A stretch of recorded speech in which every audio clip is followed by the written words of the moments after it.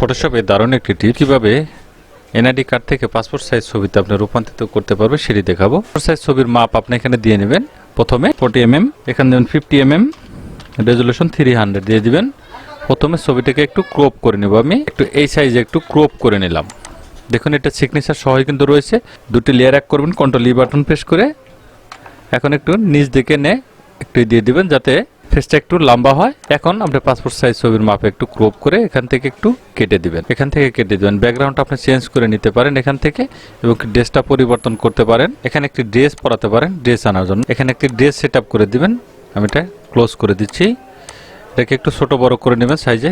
দাড়ি থাকলে নিচের লেয়ারে সিলেক্ট করে এখানে ম্যাজিক টুলের মাধ্যমে দাড়িটা একটু কপি করে নেবেন। এখানে control alt D button press করে টেন রেখে ওকে করে দিবেন। কন্ট্রোল জি এখানে নিচের লেয়ার ধরে উপরে নিয়ে ছেড়ে দিবেন, তাহলে দেখবেন এটা নিচে চলে যাবে। এখন আপনার ছবিটাকে এটাকে আপনি পাসপোর্ট সাইজ ছবির মাপে আর একটু বড় করে এখানে কেটে নেবেন, তাহলে দেখবেন ড্রেসটা কিন্তু এখানে পরিবর্তন হয়ে যাবে। এখন আপনার ব্যাকগ্রাউন্ডটা আপনি চেঞ্জ করে নিতে পারেন। ব্যাকগ্রাউন্ডটা সিলেক্ট করবেন, D2 রেখে এখানে ক্লিয়ার বাটন প্রেস করে দিয়ে এটাকে ব্যাকগ্রাউন্ডটা চেঞ্জ করতে পারেন। কন্ট্রোল এ বাটন প্রেস করে মাউসের রাইট বাটন ক্লিক করে এখানে স্ট্রোক দিয়ে দিবেন, সেন্টার রেখে ওকে করে দিবেন, তাহলে দেখবেন পাসপোর্ট সাইজ ছবির রূপান্তরিত এখান থেকে হয়ে যাবে। খুব সহজে আপনি এনআইডি কার্ড থেকে পাসপোর্ট সাইজ ছবিতে আপনি রূপান্তরিত করে নিতে পারেন। হ্যাঁ গাইস, ভালো থাকবেন সবাই।